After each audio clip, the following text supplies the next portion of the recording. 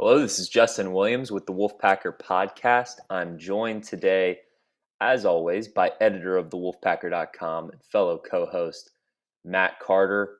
And we're going to break down NC State's 27-14 victory over Texas Tech to move to 3-0 on the season before the Wolfpack will host UConn in Week 4. We'll talk about observations from the game, break it down a little bit, what we liked, what we didn't like. But really a solid measuring stick game for NC State. So I think this gives us at least a better idea of, what this NC State team is going to be throughout the conference slate. But before we get into those thoughts, just some quick notes to get to before we get started. Please remember to subscribe, rate, and review wherever you listen to podcasts. We're on Apple, Spotify, Google Play, everywhere you listen to podcasts. So if you haven't already, please subscribe where you do listen to podcasts. Give us a rating and give us a good review, please, because all of that stuff helps us. Speaking of helping us out, if you haven't already, please subscribe to our YouTube channel. Our subscribers have definitely gone up as football season continues to move along here. So thank you guys for stepping up and doing that. If you haven't already, please do so. You can always watch us on our YouTube channel. And when you do that, please give this video a thumbs up and drop a comment. That helps the algorithm on YouTube so that we can reach more Wolfpack fans. So the more thumbs up we get, the more engagement we get, the more Wolfpack fans will be able to listen to this. And don't you want all your Wolfpack fans to hear this? I feel like we're pretty reasonable guys, and sometimes sometimes you leave the game. It's such an emotional process. You don't really know how to feel. So send them the link to this podcast, and maybe this will help put some things in perspective for the Wolfpack fans out there. Last but not least, sign up for a year of premium subscription at thewolfpacker.com for just $1 as part of the On3 network, as Matt Carter's hat indicates. He's a company man. He's got the On3 hat on, which is another reason why you should go to the YouTube channel and give this video a thumbs up and subscribe. But premium subscription, a year for $1. I think the deal speaks for itself. You're not going to find a better deal in sports media. And let me tell you, the Wolfpacker.com is a treasure trove of information when it comes to everything NC State athletics, not just football, not just basketball. Of course, those are the main two, but anything NC State athletics, the Wolfpacker.com is on it. So you need to be a member, and it's just $1 to do that for a year. So go ahead and take advantage of it. All right, Matt, let's jump into the game. 27-14. NC State covers the spread. So, anytime you cover the spread, you have exceeded expectations. NC State wins the game, and it was a nice home environment. And we can talk about injuries here a little bit later on. We were talking before the podcast that put a question mark next to Jordan Houston's game. He left the game in the fourth quarter, did not return after what looked to be a hard hit where he took some action to his head. But that said, other than that, all in all, NC State definitely won the injury matchup. It seemed like every time I blinked my eyes, there was a Texas Tech defender on the ground and going to commercial break because of that. But Matt, initial reaction from this game, I thought it was NC State's most complete performance of the year thus far. It's only been 3 weeks. I'm not really going to count the Charleston Southern game. So really, we're only comparing this to ECU so far. And I thought the Pack looked like a better team than it did in week 1 against ECU, but certainly some things to fix. So all in all, I think you leave this game happy, but there's still some things to work on moving forward. Yeah, first I wanted to say that for all the gamblers out of there, I hope you took my advice about taking the under. Wait, before, I would like to thank you personally, Matt, because Did you take I the did smash the under. I took because I kept looking at that spread and I was like, I think NC State can cover 10, but I don't want to sweat it out. And to be honest, Texas Tech could have easily backdoor covered there at the end of that game. They very easily could have backdoor covered there, which is exactly why I didn't want that spread. But Matt, thank you. Continue. Yeah, I actually played out somewhat like I predicted 30-17 officially. So I mean, it played out very similar to how I foresaw this game. There was a lot of hype about offensive firework from Texas Tech. I just didn't see it based on what I saw at the Houston game. I just didn't think that Texas Tech kind of had that offensive firepower. Um, and so it played out similar to what I anticipated. I thought the defense played great for NC State. They were flying around. It wasn't perfect. I thought they missed probably a few more tackles than they wanted to miss that could have made some plays even better. I mean, I'm thinking of one play where Peyton Wilson had a guy in the backfield dead to center, and he missed the tackle, overran it a little bit, and the guy ends up getting 7-8 yards on the play. A lot of times they missed the initial tackle, and the good news was there were guys there to clean up. And so the Yep. second and third wave got there. But that's kind of one area I think NC State still got a little bit of work to do defensively, but I thought this was a very nice game from the defense. It was good to see Peyton Wilson running around confidently, without hesitation, looking a lot like the Peyton Wilson of old. You forced 3 turnovers. You also got the muck punt, which was a heck of a job by Joe Simcoe, long snapper, getting down there and just kind of wrestling that. Because I thought, from my vantage point, I didn't get the TV benefit of replay. I thought the Texas Tech punt returner had the initial recovery, only that Joe Simcoe kind of dived in there and just kind of got into a wrestling match and won it for the football. Exactly right. So I think NC State probably could have made life a little bit easier on themselves, which is a little bit. There are 2 themes I think that I emerged from. Okay, this has got to clean up before NC State gets into the Clemson. Look, Connecticut's gonna be easy. Okay, I mean Michigan was favored by 5,000 points in that game and covered. So Yes. the reality is Connecticut's not a huge jump up, but not a huge one from Charleston Southern. But before we get to Clemson game, I think NC State needs to really take advantage of getting those opportunities that come. You can't take a touchdown off the board with a penalty. You cannot fumble the ball going into the end zone. The second time that's happened this year. Yep. You had another penalty, the first drive of the game. Jordan Houston starts with a real nice run and then a real nice screen pass play. Comes back because of a block in the back. And that kind of stalls the drive out a little bit.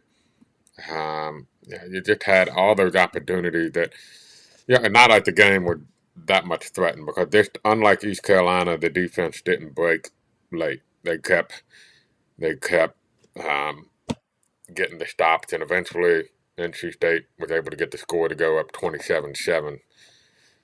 And I kind of wish they didn't give up that last touchdown, because 27-7 sounds a lot more authoritative than 27-14 on the Right. scoreboard. But so they got to clean that. They got to take advantage of the layups and the opportunities that are there. And secondly, the quarterback receiver rhythm is still not against the real competition. It's not quite there right now. And, that's something that I think has got to be evaluated from all angles, from the quarterback, from the receiver, to the play calling. I think all of that's got to be evaluated to find a way to get that rhythm going. The receivers only caught 8 passes for just 40 yards, if I remember correctly, Yep. in that game, and that's not going to get it done against real competition. So, and Texas Tech was real competition, and so they need to step up and find something there. So those are probably the 2 areas I thought. But all in all, I thought NC State was a couple touchdowns better going into the game. I think they were probably a little bit more than a couple touchdowns better than Texas Tech coming out of the game. And as I wrote in the column, symbolically, it's important. I don't know if you watched Game Day, Justin, because I know that means I getting. did. You did. I did. I did wake up early just so I could see the setting in Boone. That's spectacular. So I'm headed there in mid-October during the bye week, so I'm looking forward to that. But Awesome. they did a whole segment when I think it was David Pollock who said when they were talking about NC State, Texas Tech, it got its own segment. And I think David Pollock says, "Can we trust NC State?" Um, and in these types of games, NC State has stubbed its toe more times than not over the past 20 years. And so to kind of, even though you got some things to work on, to just methodically pull out a relatively easy win and not be threatened by Texas Tech, symbolically, I think that carries some weight. That carries some perception that this team can be trusted, and I think this will garner some credibility among the national folks, if you will. Well, you raised a ton of good points there. I do want to start with the defensive conversation and address some of the things you said before. Is the cat still in the room? I heard some hitting of the microphone there at the end of Yeah, when yeah, you were he's still in talking. this room. I don't know where he is. Oh, okay, just looking out for our listeners who might be cruising down 40 listening to this podcast, and then all of a sudden they're going to hear a whack. Uh, so, anyways, uh, yeah, I thought the defense was spectacular. Could it be better? Yes, there's always things you can clean up, but when the defense needed to be great and the game was close, Texas Tech really struggled to get any type of rhythm going.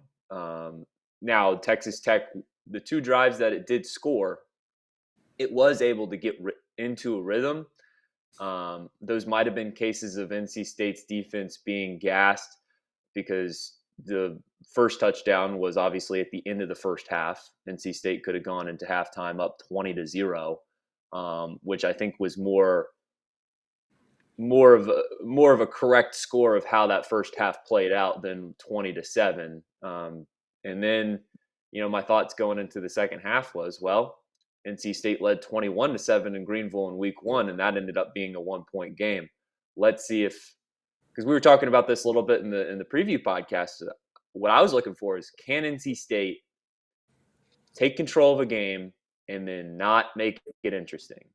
Like, can it wasn't were they going to cover the spread? It was, are they going to cover the spread in a way that it was never in question? Because that's what good teams do. And I thought NC State maybe stubbed its toe in the third quarter when it came out to a 3-and-out on offense. Gotta figure out a way to move the ball down the field when you have that first offensive possession of the second half. I know NC State, whenever it has the option, will defer at kickoff. That's a crucial drive for this Wolfpack team and how it won a lot of games last year, coming out, scoring at the end of half, scoring at the beginning of the second half. I mean, those were really big swings in some of those 50-50 ACC games. But then obviously the Demi Sumo, fumble as he walks into the end zone. And we'll get to that more too. I thought it was a mistake by a young guy who doesn't have that much playing experience yet, but he's just been catapulted into this feature role.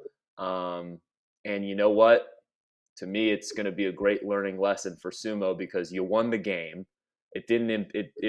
It really didn't impact anything when it's all said and done, and you're kind of glad that it's out of the way in a game where it didn't impact the outcome, because that's not going to be the case for the rest of the season. You can't make those type of mistakes when you're down in Clemson and Death Valley. But as for your point about just some of the, can NC State clean up some of the mistakes? I hope it can, because with this defense and this special teams, if NC State's offense can be a top four unit in the ACC, I don't see any reason this team doesn't win the conference, and I don't see any reason that a 12-0 regular season couldn't be in play. If the offense figures it out, NC State is good enough to win every game on its schedule. The problem is we just haven't seen a complete performance from the NC State offense against an actual opponent yet. And we're not going to see it next week because they don't have an actual opponent yet. So really, you're just kind of hoping that this offense has an epiphany, before that road Clemson game. And I'm not going to judge NC State's offense solely based on that Clemson game because I know Clemson has a damn good defense, and I don't expect NC State's offense to do that much in Death Valley. It's going to be a game that if NC State wins that game, it's going to be won on the defensive end of the football, and vice versa for Clemson. But yeah, I mean, it's good and bad because part of me also thinks that this might just be who NC State is, and that NC State's got a competent offense that against a poor defensive team is capable of moving the football and scoring. But they do tend to get conservative, particularly in the second half with leads. So, NC State to me is just not you can't call them an explosive offense until you really see it. And you look back to how NC State scored some of these points, a couple touchdowns taken off the board, one on the fumble, one on the penalty, dialed up a trick play for Thayer Thomas to throw a touchdown, twice in this game. I thought it was a pretty gutsy call. I thought it was a perfect call to go trick play Thayer Thomas pass to Demi Sumo after the Sumo fumble in the fourth quarter. That was the play that made it 27-7. I think that's when everyone in the stadium collectively knew NC State was going to win this game, including the Texas Tech sideline. Yes, I know the Red Raiders scored right after that, but then what are you doing after that? I mean, they just let NC State drain the clock on that next offensive possession, didn't call a single timeout, and then just kind of come back on offense lackadaisically. I mean, it was like Texas Tech scored that response touchdown to make it kind of a game, and there was still a path for the Red Raiders, and then they kind of waved the white towel a little bit there in the fourth quarter. So kind of surprised to see their game management, but I don't know, Matt. I'll toss it back to you because I feel like I've been talking for a while, just addressing everything you said. But Right. you I think you go kind ahead. of hit the nail on the head there. And you can't really judge the offense coming up in a couple of weeks against Clemson because that's the best defense they'll face all year. And Clemson shuts down a lot of teams. You know that's going to be a motivated Clemson team. We'll see what happens to Clemson this weekend against Wake Forest. That should be a fun game in Winston-Salem. Um, but and I think can it be fixed? And that's what I wrote in my column. I think you hit on the key question emerging from this game. The defense is starting to look like the defense we expected them to be. Especially, Shy Battle didn't play, and Aiden White really had a huge game. 2 interceptions, the big pick six, and a sack that was almost a strip sack. I think Dave Dorn thought it was a strip sack. And this morning we posted the initial game grade from Pro Football Focus, and that's premium information, so you need to fork over your dollar to get it. But I will tell you that Derek Pitts and Aiden White, the two starting corners, were two of the top 3 graded defenders in the game. So, obviously, you got Peyton Wilson and Isaiah Moore and Drake Thomas. Those are all ACC caliber guys. I'm Savion telling you, Jackson. Matt, that secondary, we don't talk about it enough. Yeah. And, hopefully Tyler Baker Williams, he didn't come back in the second half after hurting his ankle in the first half. He did come back in the first half, but not after halftime. Hopefully that's not too serious. But I thought Savion Jackson, by the way, playing really good football on the defensive line. You don't get to wear the number 9 without Yeah. proving So, some things in the off season. and he's showing it translating to the field too. But it's just what I wrote in the column. It's just a little fundamental thing. It's just not a talent or an athletic issue. It's just a fundamental thing of ball security going into the end zone. In the case of the one touchdown taken back from the flag, it was Anthony Belton, the left tackle, was too far downfield and was an ineligible receiver. That's a fundamental issue. That is not a athletic or talent issue. The block in the back that negated the nice screen pass for Jordan Houston on the first drive. Again, that's just fundamentals. Don't clip somebody in the back. Watch where you are on the field. A couple false start penalties. That's fundamental. That's pre-snap discipline.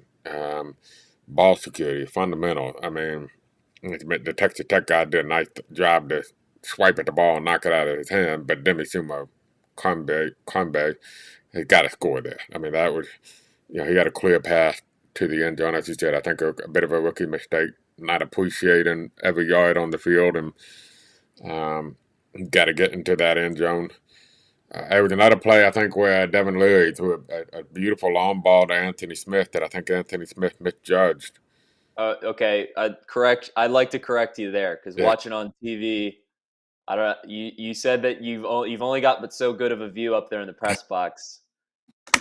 I think that was more on Devin Leary. Devin Leary missed. He missed him. yeah, but I mean, Leary overthrew him. He overthrew him. He did, but I watched the replay too. But it looked to me like Smith overran because he ended up trying to come back, and it ended up being behind his helmet. And it kind of like I thought Smith looked like an outfielder who misjudged the ball in baseball, and with unfortunately in football you can't adjust that quickly when you got a defensive back bearing down on you. And there were some issues, by the way, on defense, fundamental too. A pass interference in the end zone, you can't let that happen. I believe that helped set up Texas Tech's first touchdown. Yep. So a lot of the issues that can make NC State better, particularly on offense, it's just a fundamental thing.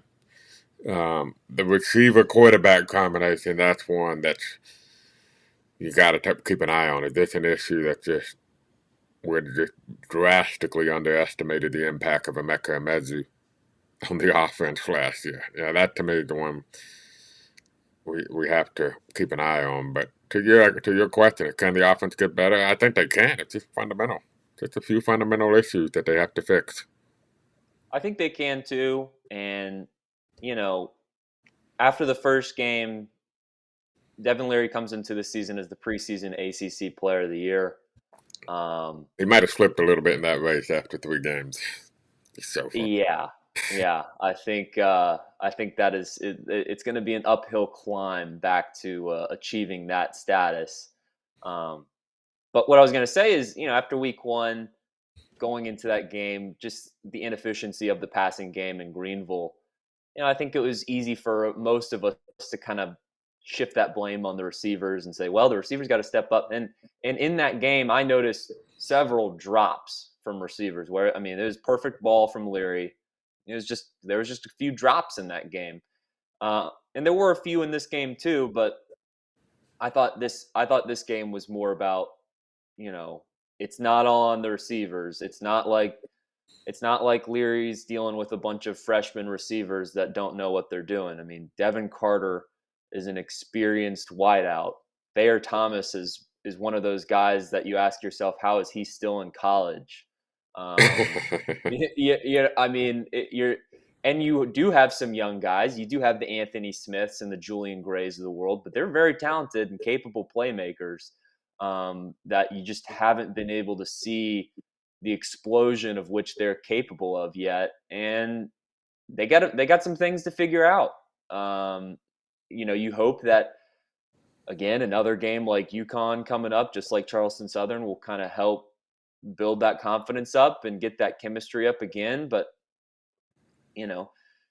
is it going to be enough before the toughest defensive test of the season when you go down to Death Valley in week 5?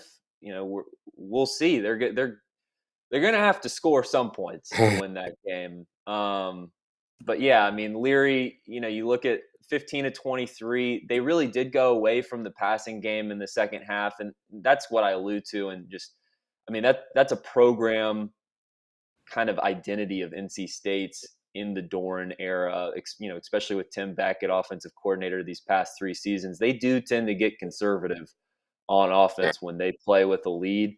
And as long as you're winning games, that's fine. Okay, so we can't, 23 pass attempts in a game against a Power 5 opponent. You'd probably think Leary would get a little bit more opportunity than that. But just 121 yards, no passing touchdowns, no interceptions, which is good. But there was no close interceptions either. yeah, but when your slot receiver that's been in college for 50 years has more touchdowns than your preseason ACC Player of the Year. That now Leary should have had a receiving touchdown in this game. It was taken off the board. And he should have But had a passing touchdown because that was it. When we talked about Demi Sumo, that was a pass. This is fair. This is true. Mm-hmm. That was a significant portion of his yards. Yeah. But we just need to we just need to see more from the passing game, and I think there's plenty of blame to go around. I'm not putting all the blame on Leary. I'm not putting all the blame on the receivers, and also the offensive line could do a better job of protecting Leary as well. They've done a good, not great job thus far, in my early opinion. Although Texas Tech and East Carolina's defense have exceeded maybe our preseason expectations, and when the season ends, we might be looking at those defenses as top 30, top 35 type caliber front. So not to put too much blame on the offensive line, but yeah, that's the glaring concern for a team like NC State, because that's the separator once you get to NC State's level and the top 10.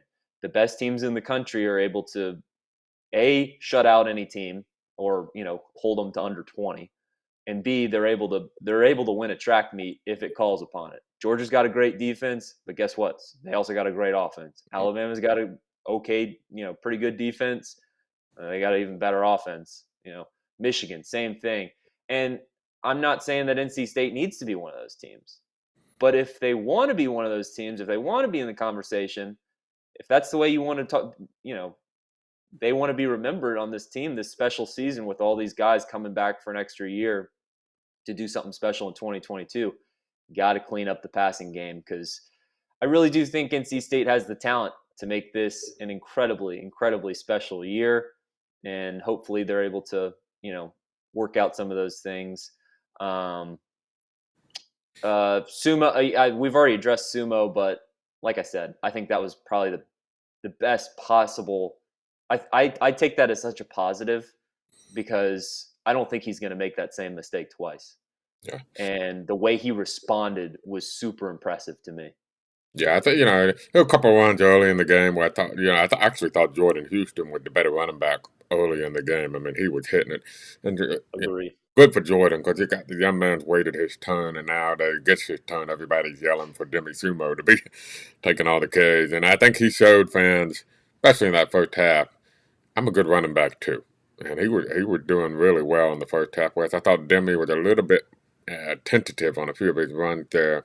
It was a 3rd and 1. Well, he didn't necessarily attack the run like you would want to see him, and he got stopped early in the game. I think that was actually on the second drive. It was a 3rd and 2, and he got stopped for no gain. We wanted to see him kind of hit that like Jordan Houston did on 4th and 1. He went right at it. But yeah, he looked good, and like I said, I think we're both in agreement that the passing game. It kind of the thing that you had to see. To what you said about, real quick, I wanted to add. I just remembered. Dave Doeren confessed after the game they took the air out of the ball, and some of that is strategic in this game, because when Texas Tech scored, they scored in a hurry and marched down the field. So they're up-tempo team. They had over 100 snaps against Houston, even though that was double overtime, so a little bit misleading. But they had over 100 snaps against Houston. They can get snaps in a hurry. And so when you have a multiple touchdown lead, I fully understand and fully appreciate and fully support a strategy of they're capable, dangerous offense that proved against Houston last week that they can score late to win a game. Let's keep their offense on the sideline if we can, and it was working. I mean, when Demi Sumo fumbled, that was a 90-yard drive that took Yep. almost 8 minutes off the clock. And then the other possession, when with 8:38 to go, they go out on the field and took almost 7 minutes off the clock on the next possession. So that's when the defense can't stop you and they're allowing you to eat up clocks. You got to take advantage of that. And Doeren confessed that was kind of the strategy, which does mitigate the explosiveness of the offense and kind of mitigates your opinion of the offense a little bit. But I was just looking, Justin, and College Game Day going to Knoxville, Tennessee next week. They just announced. So Florida, Tennessee will be the game day. I only bring that up because I was curious if they would go to Clemson, Wake Forest, and Winston-Salem. So I now was gonna say I was not watching the game, but I was certainly keeping track of it for no reason at all. Not like I had Wake Forest, and 17 points or you anything, did, but didn't you? they did. The Demon Deacons did struggle against Liberty, and then I was reminded in the back of my head, oh well, maybe taking Wake Forest to cover the week before their Super Bowl. When when a classic trap opportunity at home in a look ahead spot. Maybe wasn't the best thing in the world. but But I yeah, only I they was gonna say, struggled with Liberty a little bit. They needed a late touchdown to win that game. and a 2-point stop. Liberty boldly went for two to go for the win with a minute left, and they Yeah, got stopped, and that gave Wake Forest the win. So kudos to Liberty. I mean, I kind of appreciate that boldness there, especially when you're a big underdog on the road against the Wake Forest ACC team. I only bring that up because I think I kind of go full circle before we get to game balls. I think symbolically this game has some weight. You win by 2 scores. You cover against a Power 5 Big 12 team that was receiving votes in both the polls and just beat a ranked opponent, even though I think Houston's overrated, but that's a different story. Um, yeah. Houston got clubbed by Kansas. yeah. So I was telling our other coworker, Ethan, 3 weeks is where the transitive properties really start coming full circle. And the dots really start to connect now. And you can start to really figure out some things. Um, but I do think symbolically this is important for NC State. We talked all year about that Clemson game. Everybody talks about it, and I'm not trying to get ahead of Connecticut, but Connecticut's lost their last 2 games by a combined almost 100 points to Syracuse and Michigan on the road. And I think their starting quarterback got hurt um, previously. Yeah, that is a monster rebuild job for Jim Moore, the former NFL coach. Uh, NC State can play poorly next week and they'll still win by a few touchdowns, probably. Um, so getting to this point was huge for NC State, and it wasn't pretty. And there was a lot of luck in Greenville, and the offense was not very explosive against Texas Tech. But the bottom line is, it's 3-0, on its way to most likely being 4-0 at the end of the non-conference, and it handled business, especially against Texas Tech. And now you're going to wonder, we're all going to be checking phones on Sunday morning. It would have really had helped had Missouri State pulled off that upset against Arkansas. yeah, We're all going to be checking phones Sunday morning. It's game day going to be in Clemson. Yeah, Clemson got to beat Wake Forest for that to even be remotely a possibility, obviously. But if Clemson beats Wake Forest, we're all going to be checking our phones Sunday on game day. Where's it going to be? Where's it going to be? And I think you're correct in your guess that Arkansas or Alabama might have the early inside track. Because that game's in Arkansas, right? that game will be at Arkansas. Yeah. Yeah, so Uh, that even adds to it because I'm sure they have. But so here's your rooting guide for next Saturday for NC State fans. If you want to see College Game Day, go to Clemson because some of you out there might not want that to be the case. I don't, there might be some hidden record out there. What's NC State's record in game day games? 0-1. Uh, yeah, so maybe you don't want that, but it would be good. I mean, look, it's going to be great attention for the program if it does happen. So I think most of us out there are hoping that this NC State Clemson game But is College Game Day because I mean, you to have your me, you it's have the your ACC championship to me. yeah, and you have your helmet on the most watched pregame college football show That's out there, right.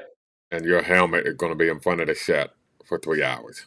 And you get a 50-50 chance that that Lee Corso puts Mr. Wolf's head, you Mm. know, on his head. So, uh, and it is a 50-50 because I mean the way he picks, it just kind of seems like a coin flip type situation. But that said, your rooting guide for Week 4, obviously you want NC State to beat UConn.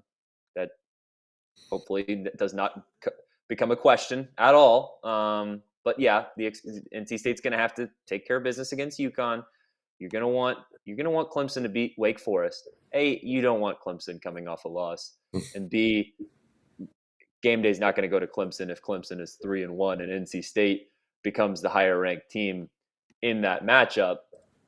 And then you're going to want to go to the SEC, where you're gonna want to root for Texas A&M to beat Arkansas at home. Or excuse me, Texas A&M is facing them at Jerry's World in Dallas, AT&T Stadium. So that'll be a late game on ESPN, 7 p.m. game. So it'll be going on right as NC State plays UConn. So maybe, if you're not going to Carter Finley Stadium, maybe a 2-screen setup, have Arkansas, Texas A&M on the other screen. Because if Texas A&M wins that game, then Arkansas is no longer the undefeated potential top 10 team to challenge Alabama. Of course, we've seen this play out many, many times.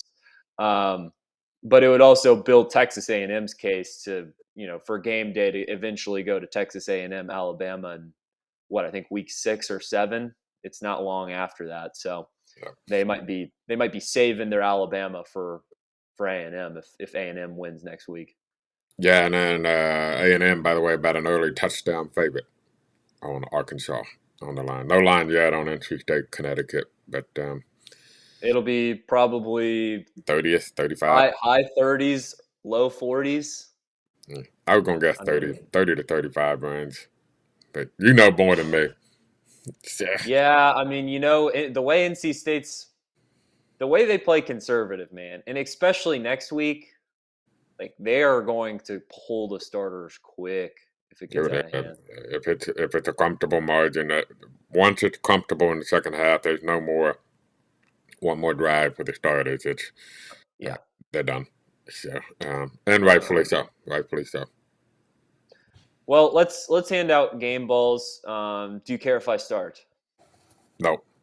I normally give it to you, but I really want to give my game ball to Aiden White.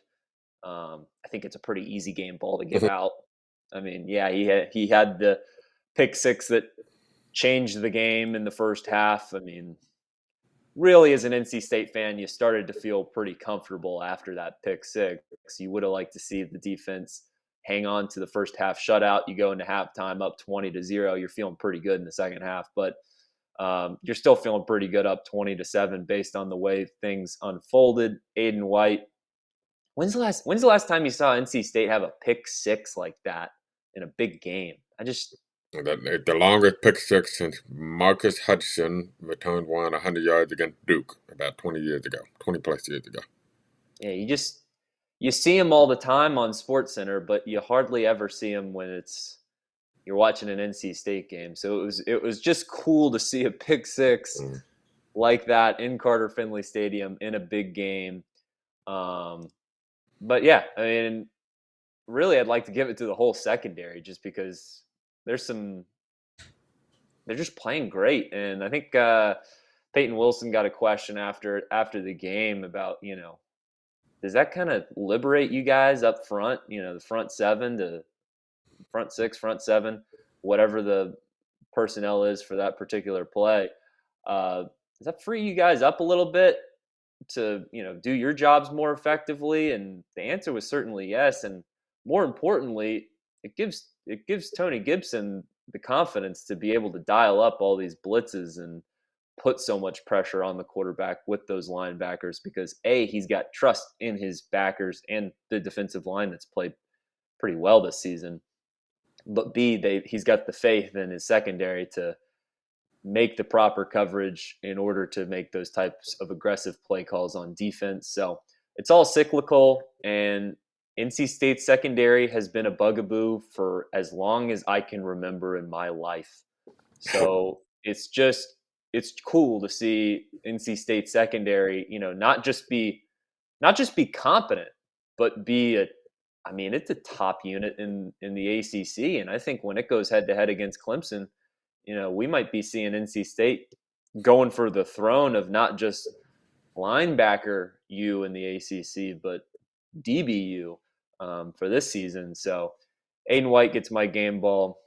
Also Dave Dorn mentioned the strip sack that should have been a strip sack but wasn't a strip sack. Either way, this defense is filled with guys that are playmakers that are capable of making those types of plays that change the game. And I expect more to come. So, Aiden White, enjoy your Wolfpacker game ball. I'm going to go real quick and a little bit off the board and give it to Tony Gibson, defensive coordinator, because I thought they came up with a great plan of, as I said, I said all week, keep Donovan Smith in the pocket. If you contain Donovan Smith and make him have to beat you throwing the football, A, it's not a very good offensive line. You can get pressure on him. You got to keep that containment. And B, he could make mistakes. He did against Houston, and he did against NC State. And if you make Donovan Smith try to beat you with his throwing the football without the weapon of running it, and then that really changes the dynamic for Texas Tech. And you saw that. I thought they dialed up a really good plan. They contained Donovan Smith in the pocket really well. He had negative rushing yards on the game.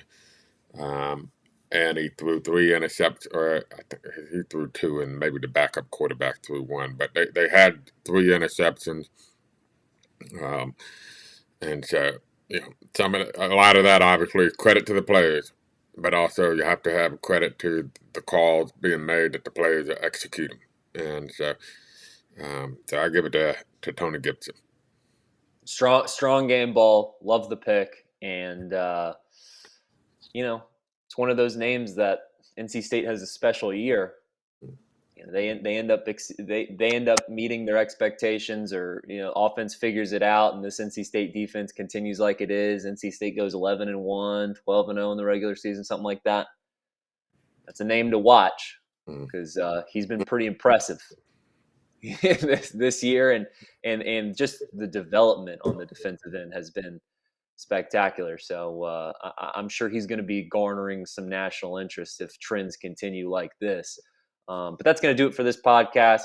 NC State 3-0, moving on to UConn week 4. We will have the preview podcast for the Huskies later on next week. I'm sure we'll have a little bit more of an expanded upon further review, just like we did for that Charleston Southern preview back in week 2. But before we sign out, remember that you can listen to this podcast wherever you listen to podcasts: Apple, Spotify, Google Play. Please subscribe, rate, and review wherever you do listen to podcasts. Plus, you can always watch us on YouTube. Please subscribe to your YouTube channel. Give this video a thumbs up and drop a comment while you're at it. All those things help us out tremendously. So if you appreciate our work and you appreciate listening to us, and you want to do something in return, that is exactly what you can do. You can give us love on YouTube and wherever you listen to podcasts. And lastly, what you can do is head over to thewolfpacker.com. Take advantage of that deal for just $1. You get a year's worth of premium subscription. So all the insider information, you want to be the most informed fan at your tailgate, you're a member of thewolfpacker.com. Take advantage of that deal. It's just $1. And last but not least, we're on Twitter. You can follow our main account at the Wolfpacker on Twitter. You can follow me personally at Justin H. Will. Give us a like on Facebook, NC State Wolfpack on thewolfpacker.com. And that's going to do it for this episode. For Matt Carter, I'm Justin Williams, and this has been the Wolfpacker Podcast.